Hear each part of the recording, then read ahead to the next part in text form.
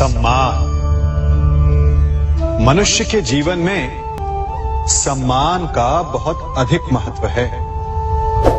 वो उसे अपने हृदय, अपने मन से जोड़कर रखता है। कदाचित इसीलिए हम शत्रु के सम्मान पर चोट पहुंचाते हैं ताकि उसे पीड़ा पहुंचाई जा सके। परंतु ऐसा करने से सावधान रहे मित्रों। शरीर पर लगी चोट मनुष्य भुला सकता है, परंतु उसके सम्मान को लगी चोट उसे जीवन भर पीड़ा देती है। और स्त्री के मान सम्मान पर लगी चोट उसे उस सीमा तक ले जाती है जहां उसे केवल प्रतिशोध दिखाई देता है। यदि अपने शत्रुओं को जीतना है तो प्रेम से जीतिए, अपने कर्मों से जीतिए। उन्हें अनुभव करवाइए कि उनसे भूल हुई है। किसी के सम्मान को ऐसी चोट ना पहुंचाइए कि वो आपका नाश करने पर उतर आए। स्मरण रखिए, किसी का अपमान करके आपके हृदय को कदाचित थोड़ा संतोष आ जाए, परंतु उस अपमान से आप कई हृदयों को आघात पहुंचाते हैं और अपने लिए एक शत्रु और बढ़ा लेते हैं। हम सब शीघ्र ही सफलता चाहते हैं, ढेर सारी संपत्ति और सुख चाहते हैं, और ऐसे में कई बार हम छोटे मार्गों का चयन कर लेते हैं। वो मार्ग जिनमें परिश्रम नहीं होता, जिनमें होता है तो केवल छल, कुटिलता और भाग्य का सहारा। जैसे कि जुआ। कोई जुए के खेल में धन लगाता है, कोई दांव लगाता है और ये भूल जाता है कि जुआ ऐसा दलदल है कि जिसमें एक बार गिरे तो सर्वनाश से पहले निकलना असंभव है।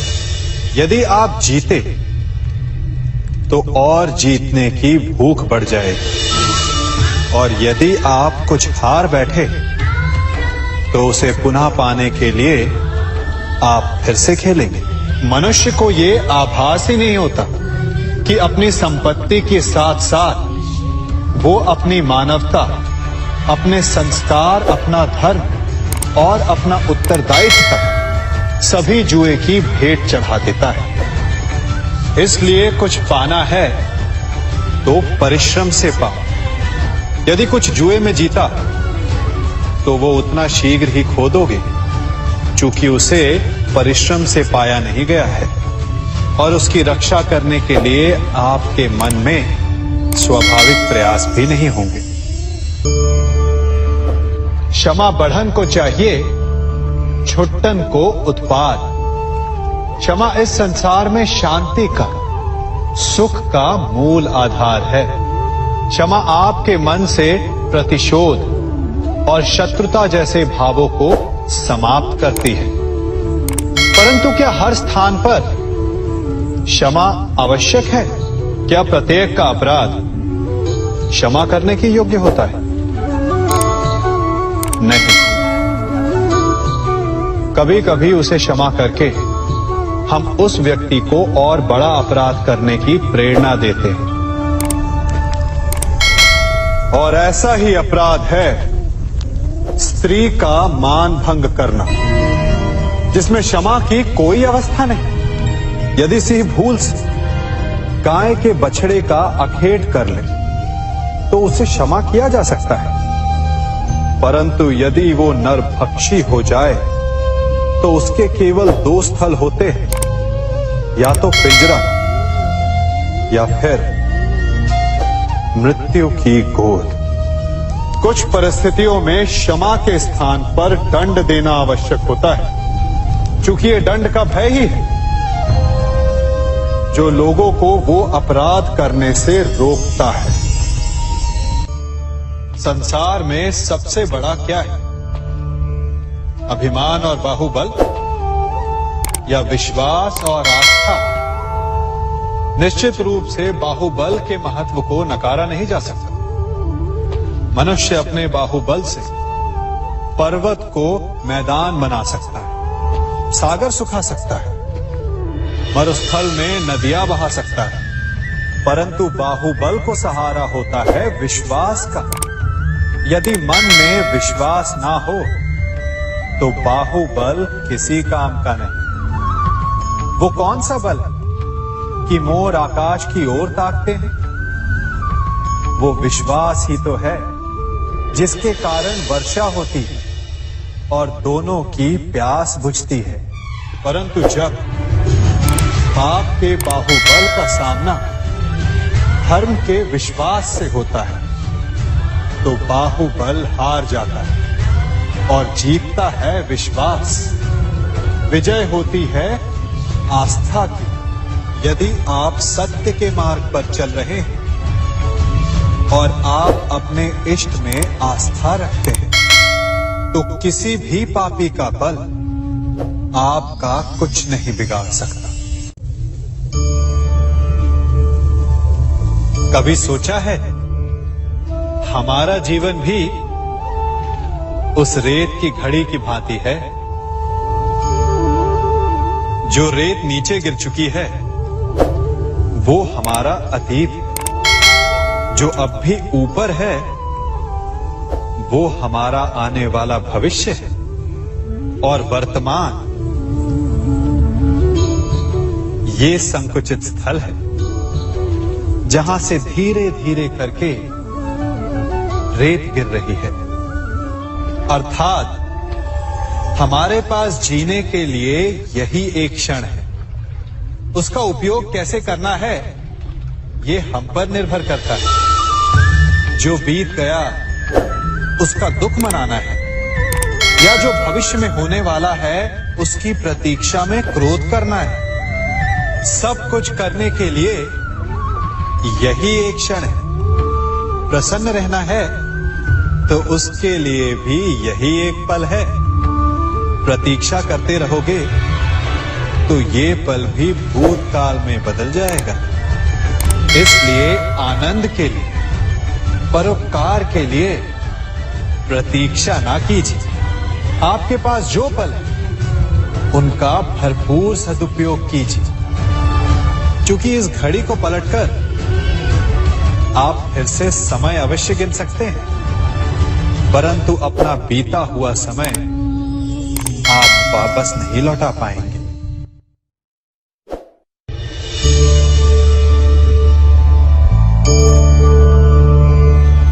मनुष्य के जीवन में संतान का बहुत महत्व है।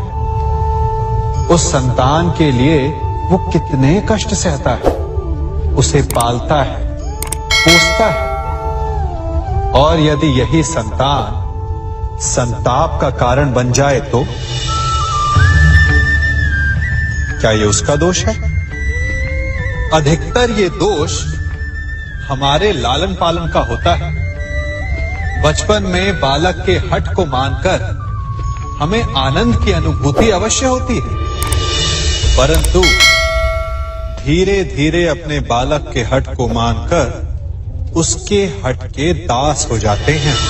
एक हठी उद्दंड और असंस्कारी संतान उस सूखे वृक्ष के समान होती है कि यदि जिसमें आग लग जाए तो वो सारे वन को भस्म कर डाले। और स्मरण रहे, जब उसमें अग्नि लगती है तो सबसे पहले वो स्वयं के घर को ही भस्म करती है।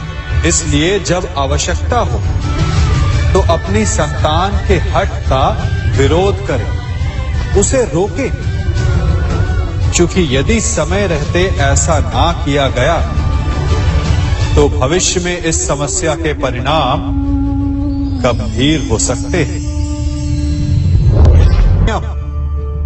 प्रतिज्ञा, वचन, ये सब मनुष्य ने समाज को सही दिशा में रखने के लिए बनाए हैं।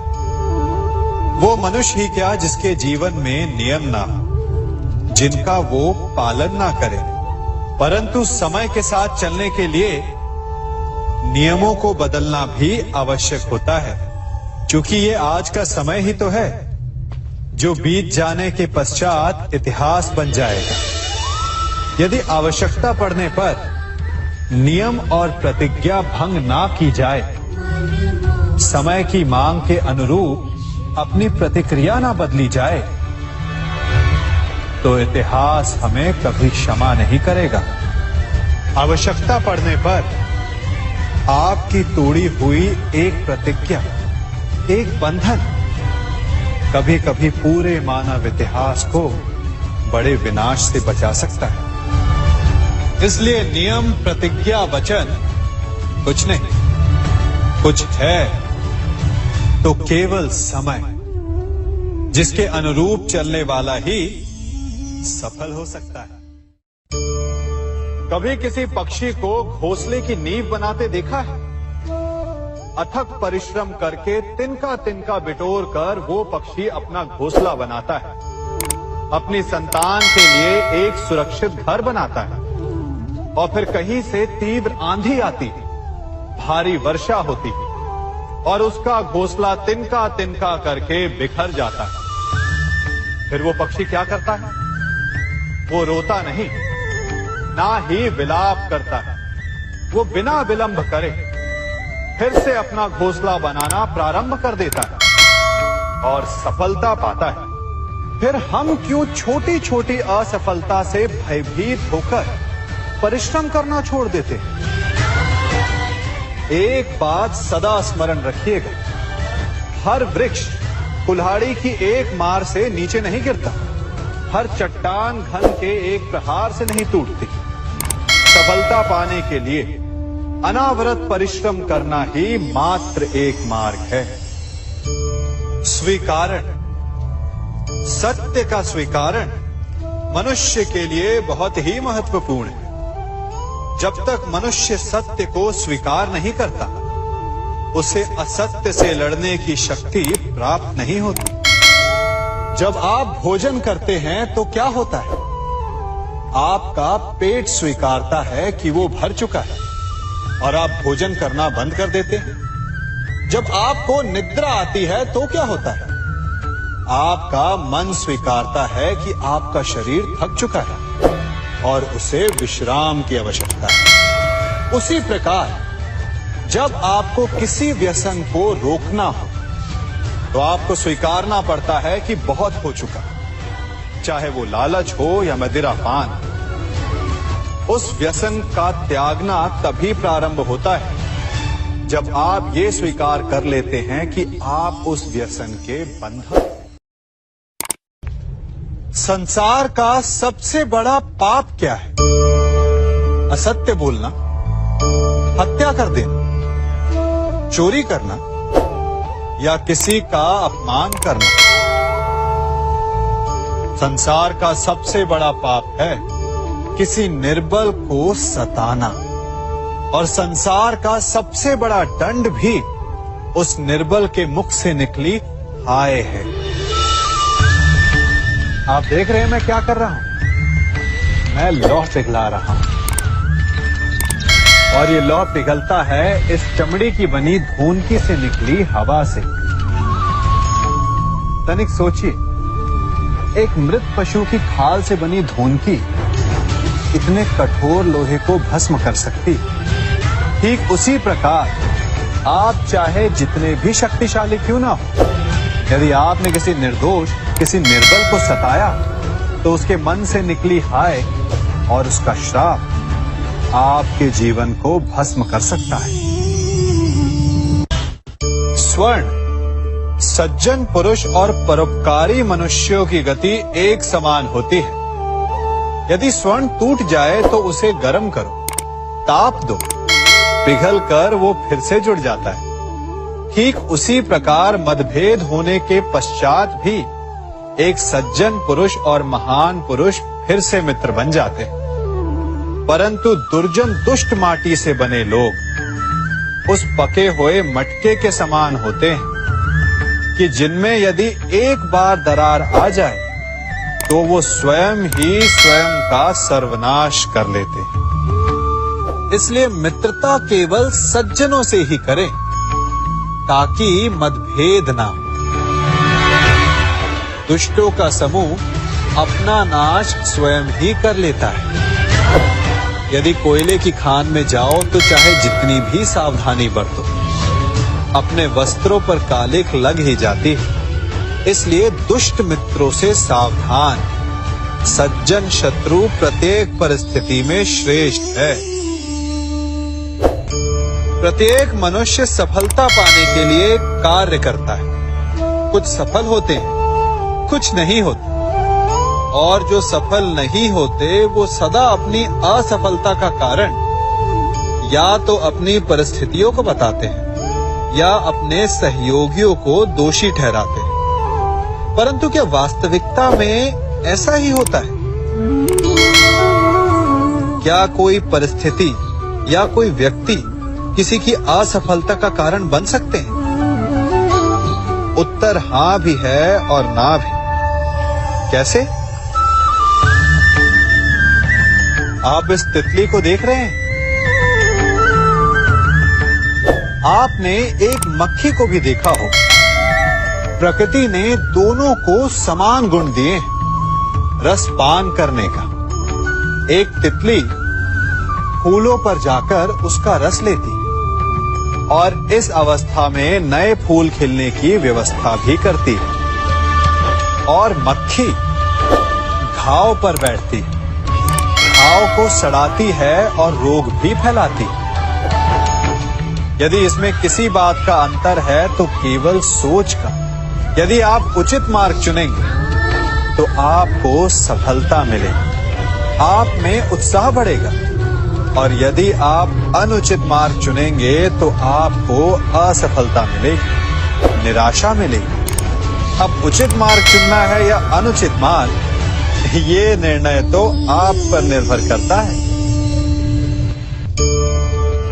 मनुष्य सदा भला बुरा, खरा खोटा, सत्य असत्य की बातें करता है। सत्य को अच्छा मानता है और असत्य को बुरा।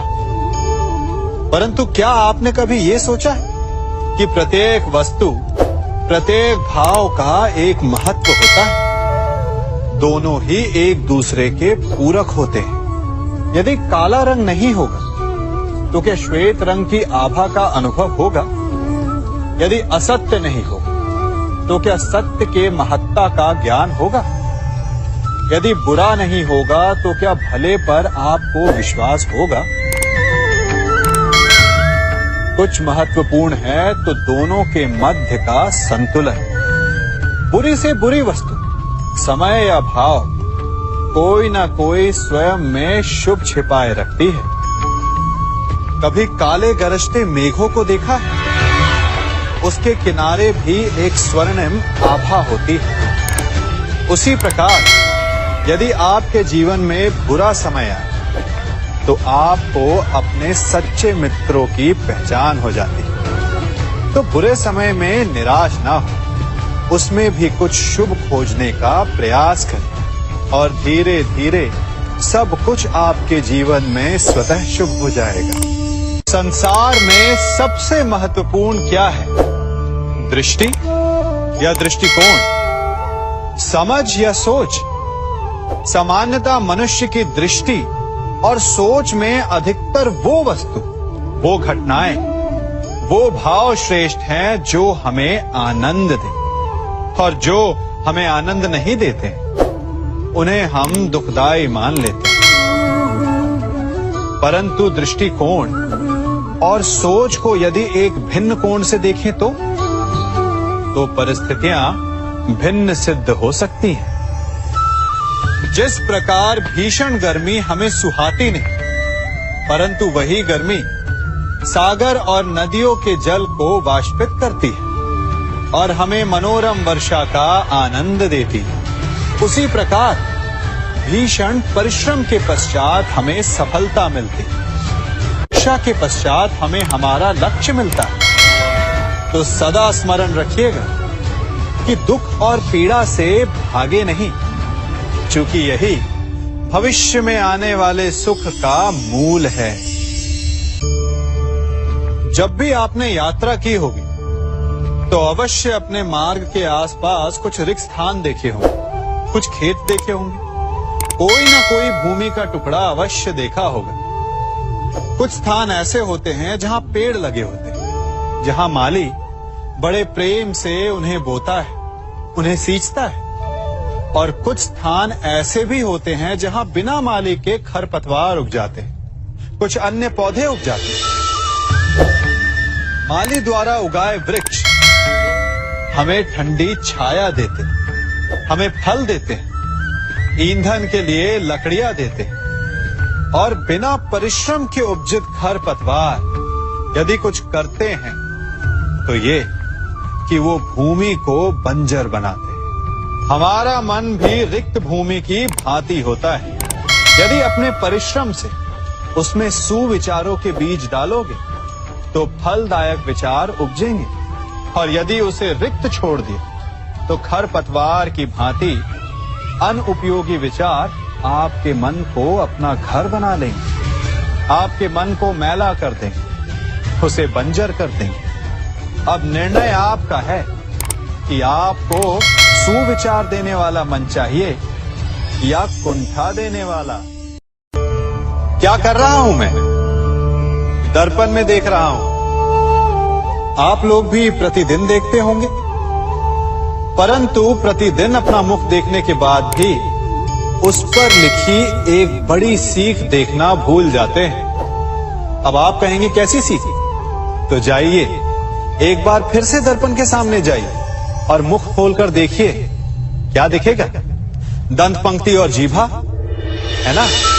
अब विचार कीजिए, दंत जन्म के पश्चात आते, एक नहीं 2 बार आते, परंतु मृत्यु से पूर्व नष्ट हो जाते हैं। और जीभा जन्म पहले से होती है, परंतु मनुष्य के मृत्यु के पश्चात भी उसके अस्तित्व में रहती है ना? आश्चर्य की बात। दंत कठोर होते हैं, जीभा कोमल, परंतु फिर भी दंत नष्ट हो जाते हैं, जीभा नहीं होती। यही रहस्य है कि हठी और कठोर लोग शीघ्र नष्ट होते हैं और कोमल लचीले आवश्यकता के अनुसार स्वयं में परिवर्तन ला सकने में सक्षम लोगों का ही अस्तित्व रहता है। अर्थात परिस्थितियों के अनुसार स्वयं को लचीला बनाना सीखिए और आपका जीवन सरल हो जाएगा। संबंध एक सहारा होता है जीवन का, और संबंधी वो होते हैं जिनसे आवश्यकता पड़ने पर सहायता मांगी जा सके, जिन पर विश्वास किया जा सके कि बुरे समय में वो हमारे काम आएंगे। कभी ऐसा भी हुआ होगा कि आपके पास कोई सहायता मांगने आया, या ऐसा भी हो सकता है कि आप किसी के पास सहायता मांगने गए हैं। परंतु प्रश्न ये उठता है कि क्या केवल किसी के मंतव्य में उसकी सहायता इसीलिए कर देनी चाहिए क्योंकि वो आपका संबंधी है? अब आप कहेंगे कि ये कैसा प्रश्न हुआ? तनिक सोचिए, एक अस्त्र बनाने वाला जब अस्त्र बनाता है तो ये अस्त्र किसको देना है उसका अधिकार उसी के पास होता है। वो चाहे तो ये अस्त्र किसी को भी दे सकता है, वो एक सैनिक को भी दे सकता है या एक डाकू को भी, और यही अस्त्र 2 भिन्न कार्य कर सकती है। यदि डाकू के हाथों में आ गई तो उसका भय दिखाकर वो लोगों को लूटेगा, निरपराधों का रक्त बहाएगा। सहायता करने वाले की भी अवस्था ऐसी ही होती है। इसलिए किसी की सहायता करने से पूर्व ये विचार कर लेना आवश्यक है कि किसे क्या, कब और कितनी सहायता देनी चाहिए कि उसका दुरुपयोग ना हो। यदि आपकी सहायता से कोई अधर्म हुआ तो उसके उत्तरदायी आप ही होंगे। जीवन में कई बार ऐसे अवसर आते हैं कि आप लोगों से मिलने जाते हैं और उनसे कुछ आकांक्षाएं भी रखते हैं, और कई बार जीवन में ऐसे अवसर भी आते हैं कि लोग आपसे मिलने आते हैं। इसलिए अतिथियों का सम्मान करने से पूर्व सदा कुछ बातों को स्मरण रखना आवश्यक होता है।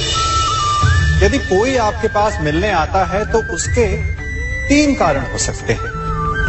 पहला कारण होता है भाव, दूसरा अभाव और तीसरा प्रभाव। तो जैसा अतिथि उसको वैसा ही सम्मान दे। यदि आपके पास कोई भाव से आए तो उसे केवल आपका प्रेम चाहिए, आपका सानिध्य चाहिए। और यदि कोई अभाव में आया तो उसकी उतनी सहायता अवश्य करें जितना आप करने में सक्षम हो, परंतु इतनी अधिक भी ना करें कि वो उस सहायता का दुरुपयोग कर बैठे। और यदि कोई प्रभाव में आया तो स्वयं पर अभिमान ना करें, क्योंकि कभी ना कभी जीवन में आप भी भाव, अभाव और प्रभाव के चक्रव्यूह में फंस सकते हैं।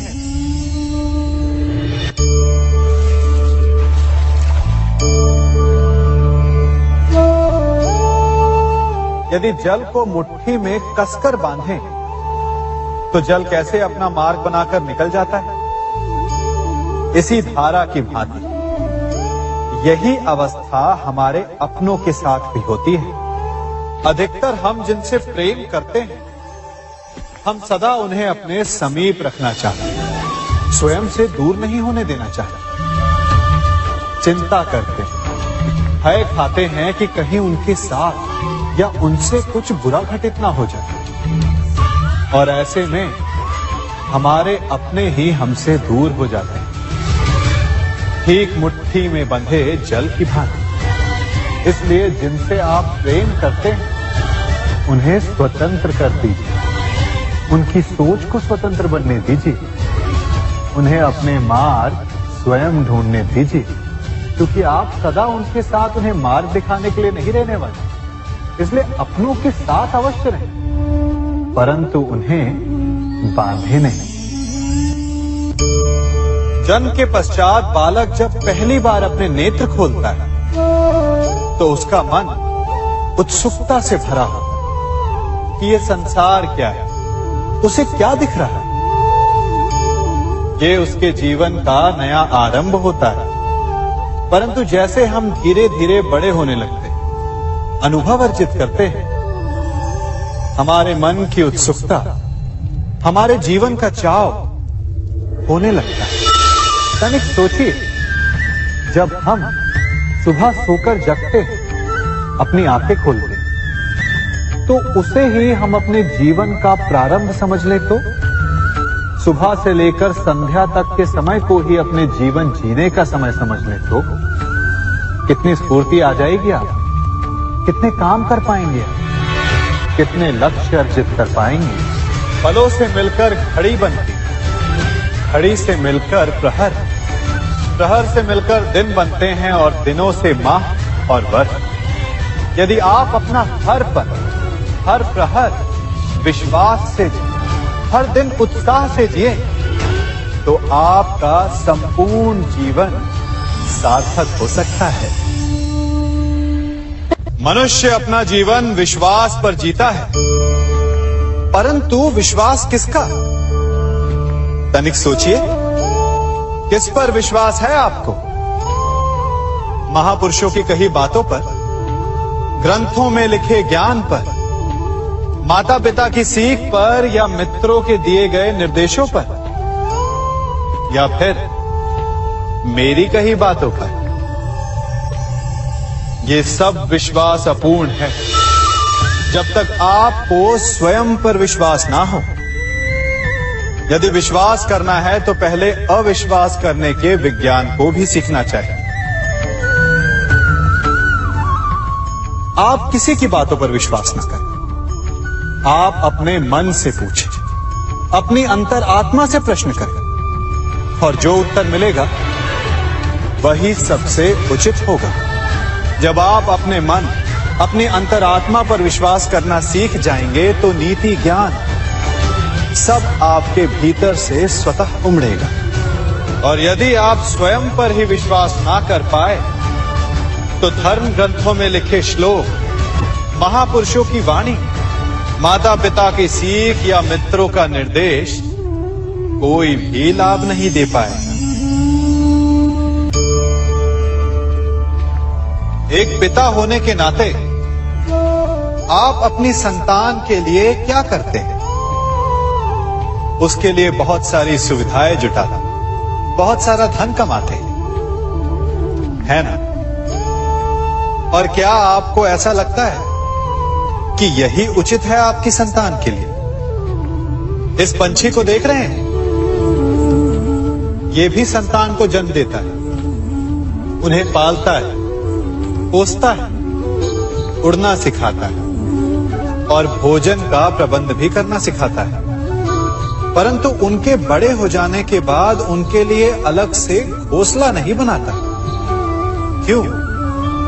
क्योंकि यदि इसने संतान को सब कुछ करके दे दिया तो संतान क्या करेगी?